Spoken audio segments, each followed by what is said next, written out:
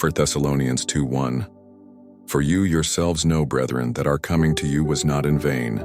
But even after we had suffered before and were spitefully treated at Philippi, as you know, we were bold in our God to speak to you the gospel of God in much conflict.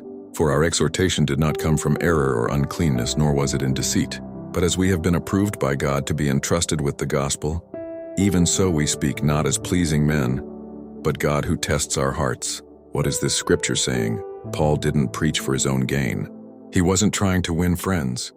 Actually, he made many enemies because of his preaching. The Jews weren't happy that he preached Jesus as the Christ, the Messiah.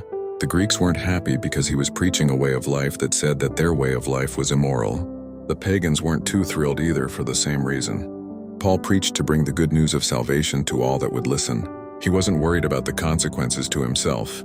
Even though he had suffered beatings and torture as well as imprisonment because of his preaching, he made many converts in Thessalonica as well as in Philippi as well as other countries such as Greece.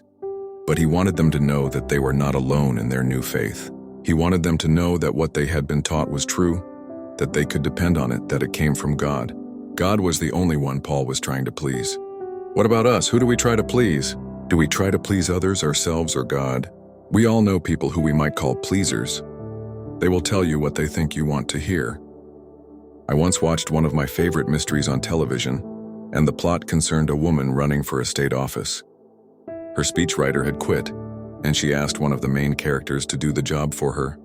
She was reading a speech she had given the week before to get an idea, and was told that it wouldn't work for the next group, because the first speech was for young mothers who cared about daycare, and the next was for a senior citizen center. When she asked if the candidate really believed in daycare centers, he said that she did that day. We can choose who we please and how we choose to do it. Will it be God or man? God richly bless you for listening.